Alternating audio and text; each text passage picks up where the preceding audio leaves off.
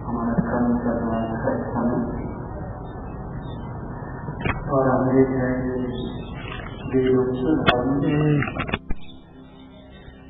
आवाज गूंज रही है किंचित। तो इसका दूसरा मंत्र हम देख रहे थे। पहला मंत्र हमने देख लिया था, समानो मंत्र समिति समानी समानम मनः स चित्तमेषाम्। समानम मंत्र भी मंत्र ये वह समानेन वो हविषा जुहोमि। तो स्वामी दयानंद इसका भाष्य कर रहे, हे मानवा, हे मनुष्यो, वो युष्माकम मंत्र अर्थात माम ईश्वरम आरभ्य पृथ्वी पर्यंतानाम गुप्त प्रसिद्ध सामर्थ्य गुणानाम पदार्थानाम भाषणम उपदेशनम ज्ञानम वा भवति यस्मिन् येन वा स मंत्रो विचार भवितुम अर्हति। वैसे हमने पीछे किया था, इसको थोड़ा सा हुआ था।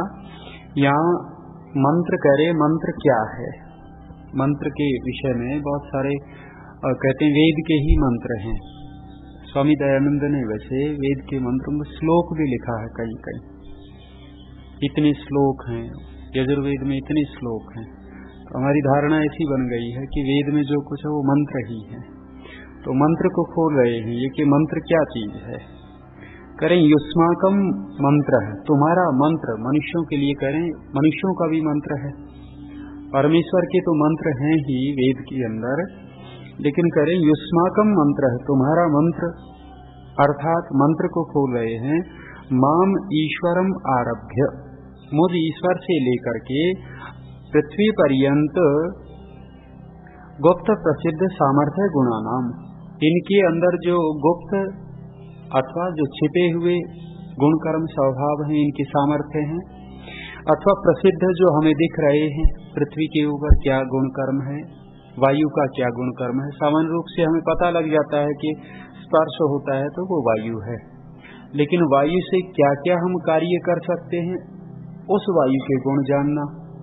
इस पृथ्वी से क्या क्या उपयोग ले सकते हैं, इस पृथ्वी के गुण जानना। ये अग्नि है, इस अग्नि से क्या क्या उपयोग ले सकते हैं, वो सारे गुण जानना।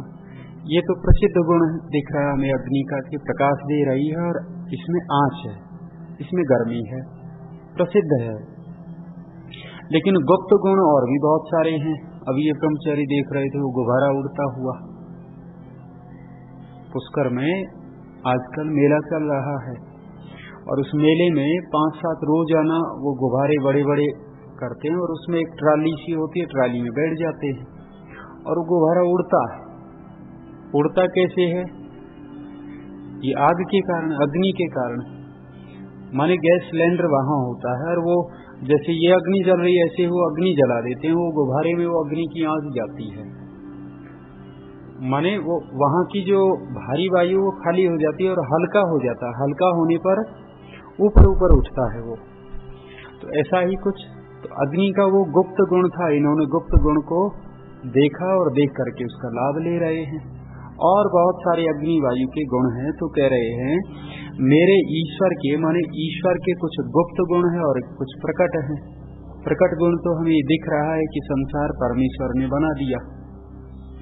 प्रकट दिख रहा है कि परमेश्वर हमारे कर्मों का फल भी देता है, जो मानता है उसके लिए तो प्रकट ही है। लेकिन ईश्वर के कुछ ऐसे भी गुण हैं जो अप्रकट हैं, गुप्त हैं, पता नहीं लग रहा। तो करें उन गुणों को जानना।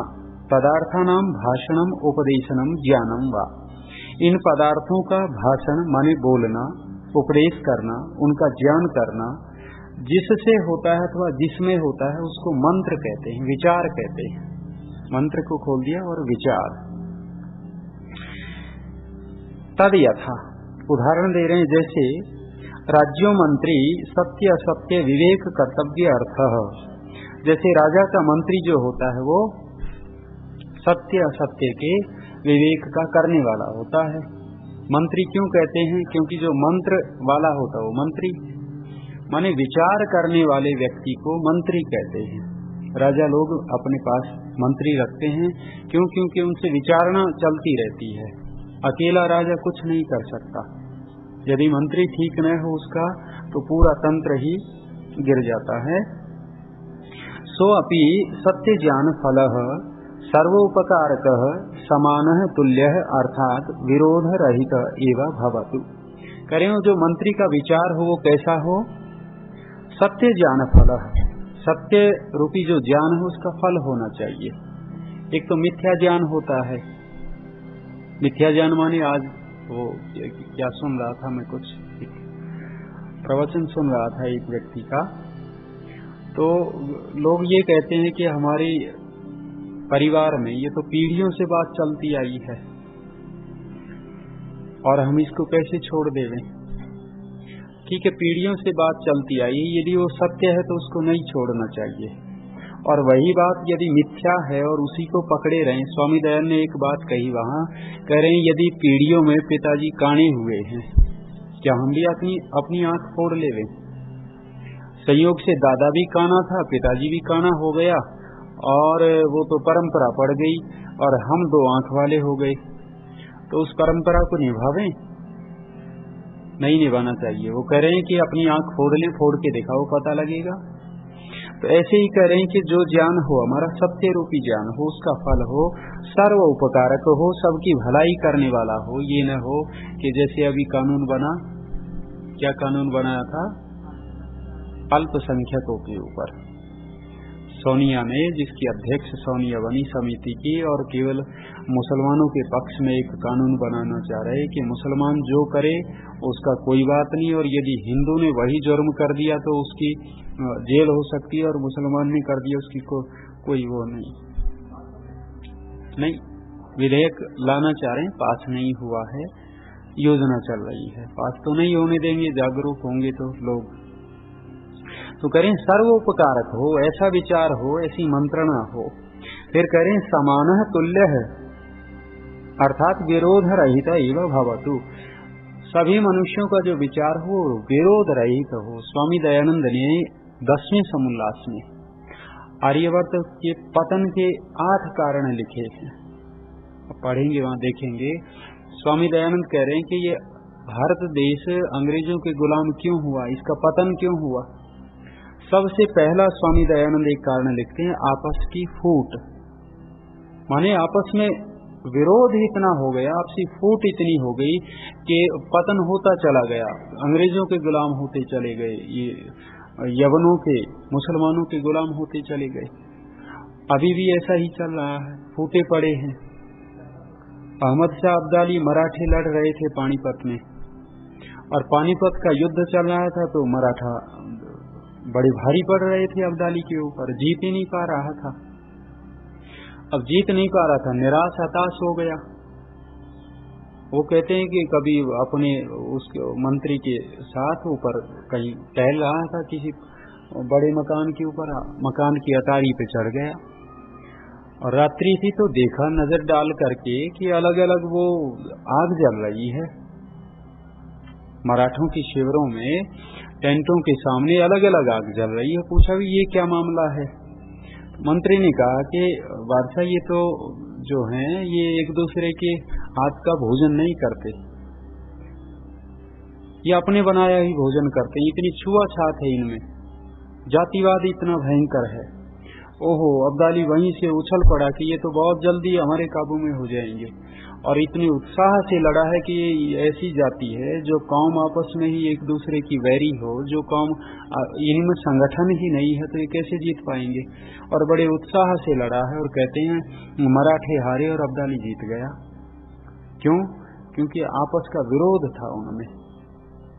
और जब भी ये हुआ है, अब पूरा इतिहास पढ़ करके देख लीजिए, अंग्रेजों का अथवा मुसलमानों का विरोध हुआ, संगीता ले आया पृथ्वीराज चौहान, तो जयचंद ही उसका विरोधी हो गया।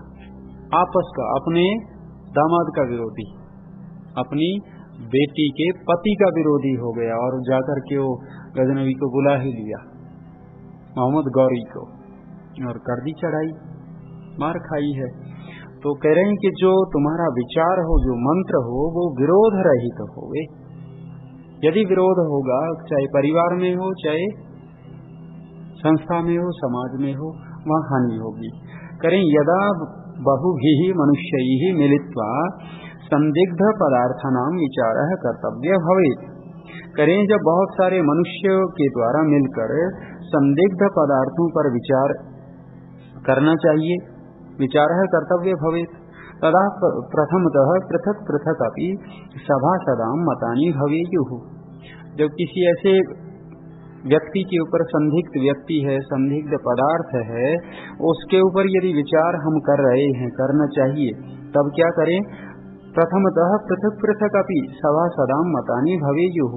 अलग अलग सभाएं होती थी, धर्मार्य सभा, विद्यार्य सभा और राजार्य सभा। कुछ ऐसे छटे हुए व्यक्ति छांटे जाते थे, अलग कर लिए जाते थे कि भाई ये धर्म के विषय में जो अच्छी निपुणता रखते हैं वो धर्मार्य सभा में स्थापित हो जाते, जो राजनीति में ज्यादा रुचि रखते वो राजार्य सभा में, और तीसरे विद्यार्य सभा, विद्वानों की सभा होती थी। वो सारा मिल करके फिर निर्णय करते थे, और फिर वो तीनों सभाएं मिल करके एक विचार ला करके फिर वो सारा का सारा जो नियम कानून बनाना होता था वो पास हो जाता। आजकल वो है ही नहीं, मूर्खों की सभा है।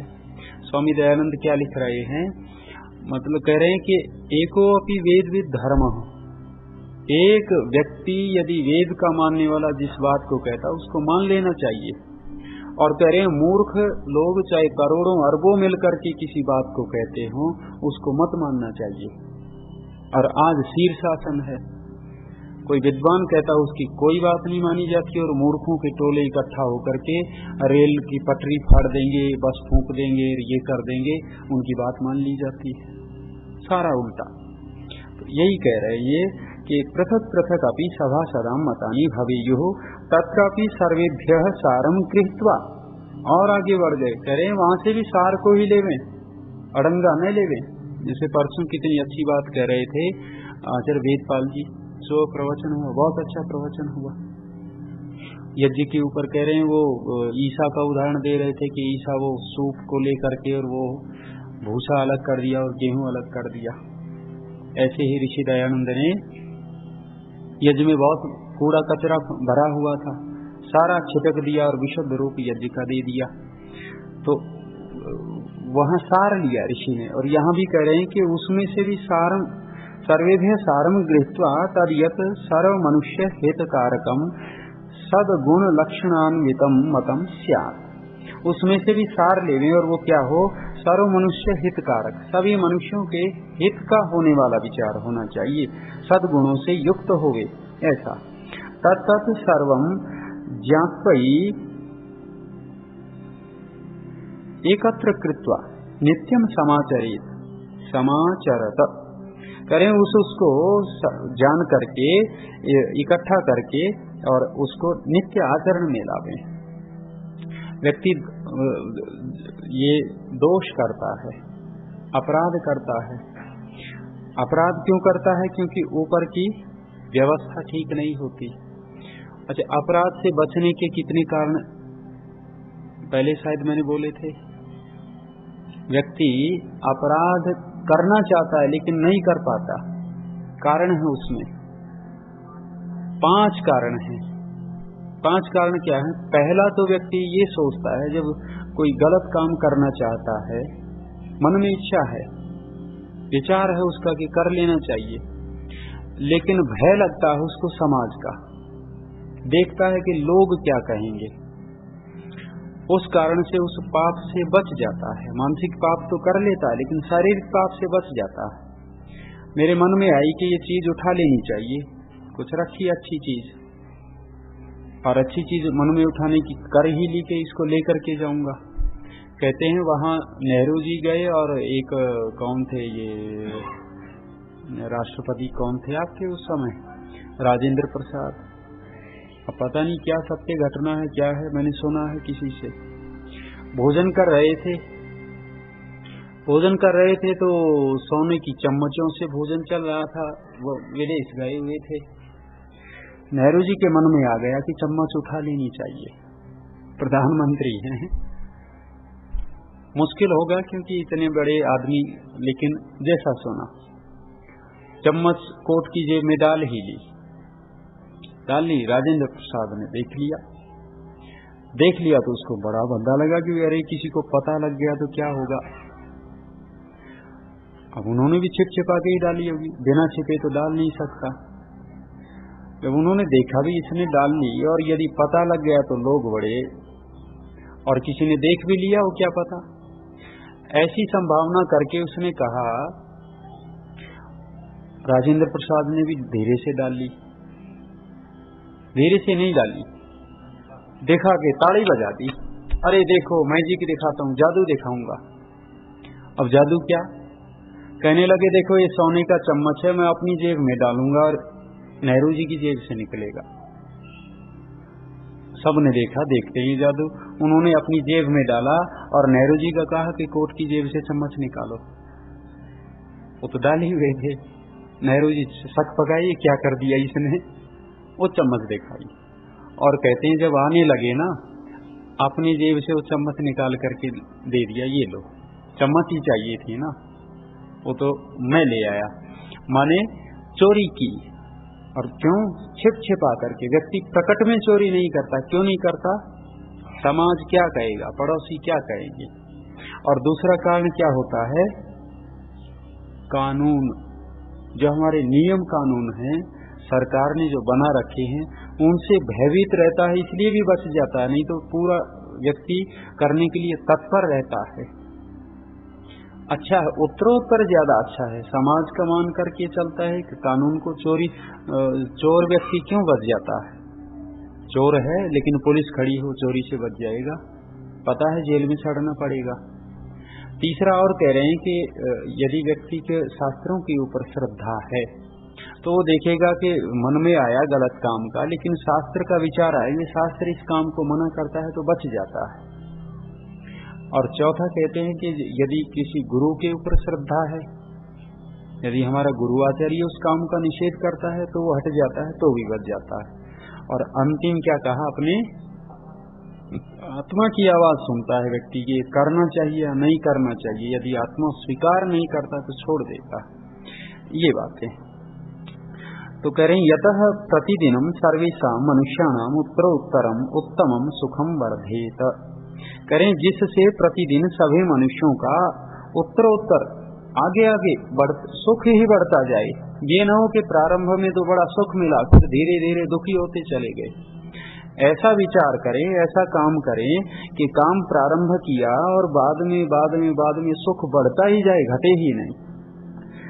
तथा समिति समानी, समिति करें सामाजिकानी व्यवस्था, अर्थात या न्याय प्रचाराढ्या सर्व मनुष्याणाम मान्य ज्ञान प्रदा ब्रह्मचर्य विद्याभ्यास शुभ गुण साधिका शिष्ट सभया राज्य प्रबंधादि आह्लादिता पदार्थ व्यवहार शोधिका।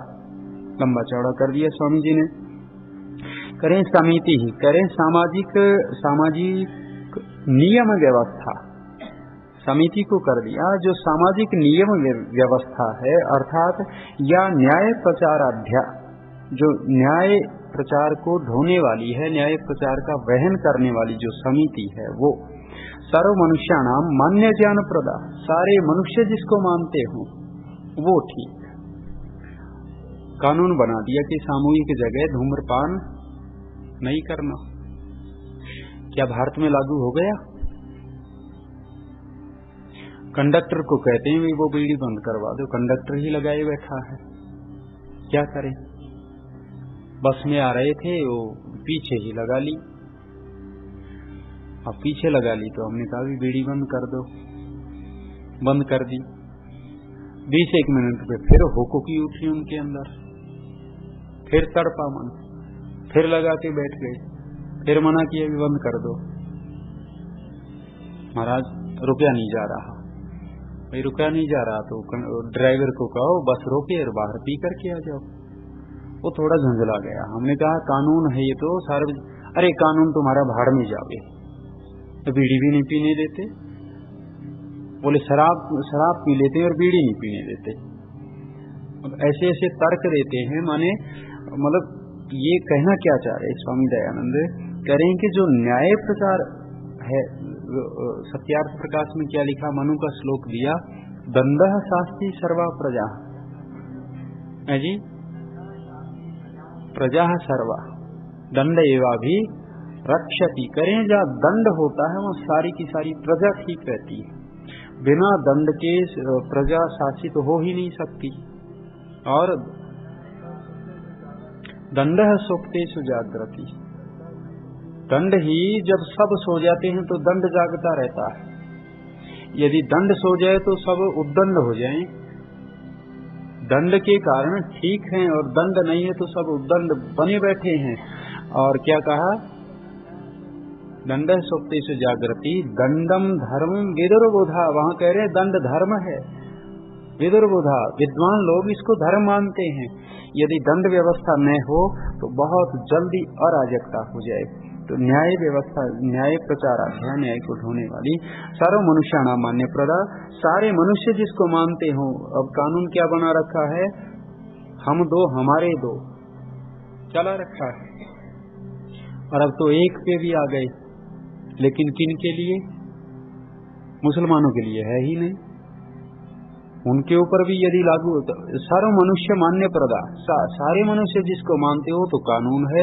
अब वो केरला का आपने संपादकीय पढ़ा हो, इसमें परोपकारी में क्या दे रखा था मंत्री जी ने, केरला में वो हुआ, कानून बना रही है केरल सरकार कि जिसके 2 से ज्यादा बच्चे हो गए हिंदू के, तीसरा बच्चा हो गया तो उस परिवार के लिए सरकारी सहायता कोई नहीं मिलेगी, सरकार में नौकरी नहीं लग सकते, और कुछ दंड भी लिखा है वहां, दंड का भी प्रावधान कर दिया। अब देखो उल्टा हो गया, मुसलमानों के तो 10-10, 20-20, 25-25 बनते जाएं, लेकिन हिंदुओं ने तीसरा पैदा कर दिया तो सरकार में नौकरी नहीं, सरकार की सहायता नहीं, और ऊपर से जुर्माना और दे रहे हैं। अच्छा, वहां फिर चर्च वाले जागरूक थे, हिंदू जागरूक नहीं, ईसाई जागरूक हुए, ईसाइयों ने इकट्ठा किया अपने आप को, चर्च वालों ने, और फिर हिंदुओं को भी साथ में लिया, कहने लगे कि भाई ये थोड़े दिन में ये बढ़ जाएंगे, फिर यहाँ कौन बचने देगा। हिंदुओं को साथ में लिया और उन्होंने भी नियम बनाया,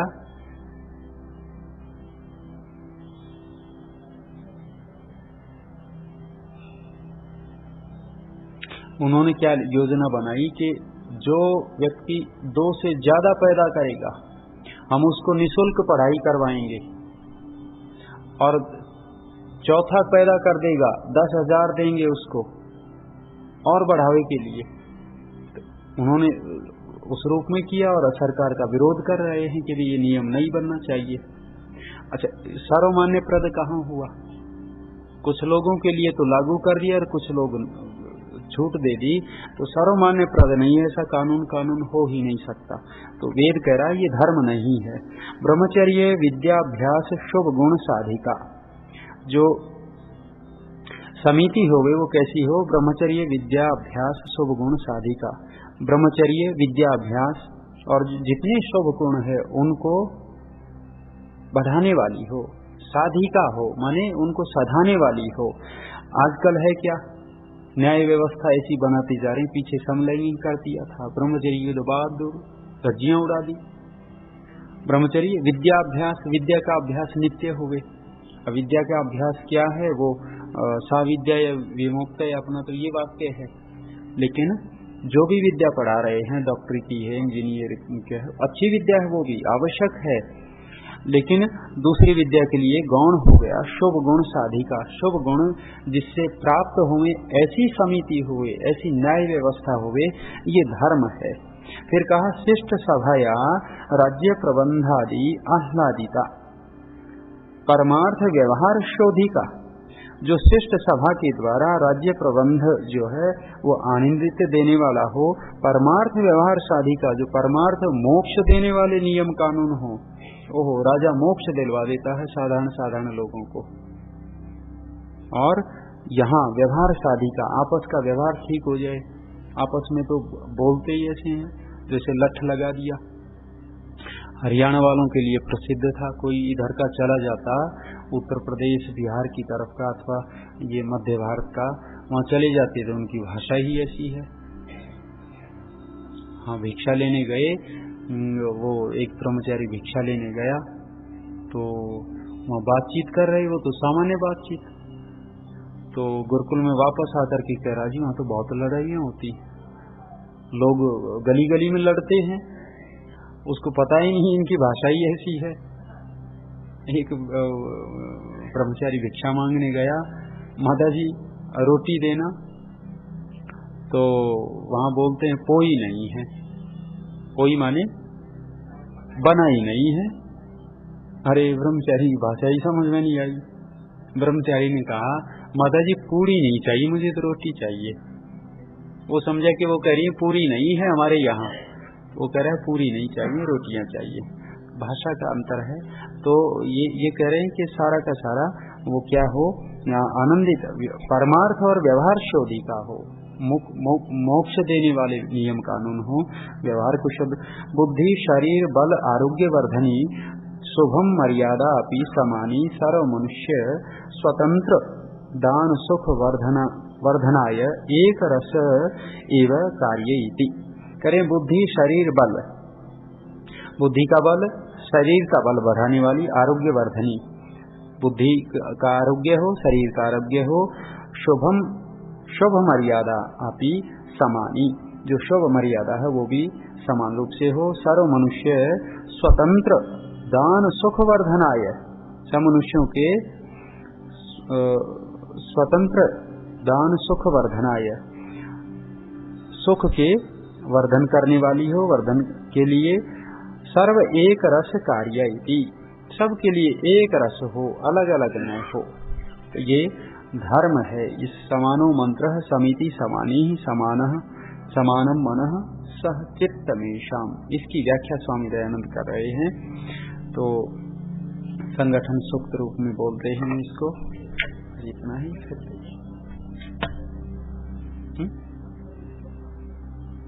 स्वामी जी ने पत्र विज्ञापन में कई जगह मिलता है, कई जगह पत्र और विज्ञापन। स्वामी दयानंद की जो पुस्तक है उसमें श्लोक भी कह रहे हैं कि ये उस वेद का श्लोक है। चलिए शांति। ओम द्यौः शान्तिरन्तरिक्षं शान्तिः पृथिवी शान्तिरापः शान्तिरोषधयः शान्तिः वनस्पतयः शान्तिर्विश्वे देवा शान्ति ब्रह्म शान्ति सर्वं शान्ति शान्तिरेव शान्तिः तिरेभिः। ओम शान्ति शान्ति शान्तिः।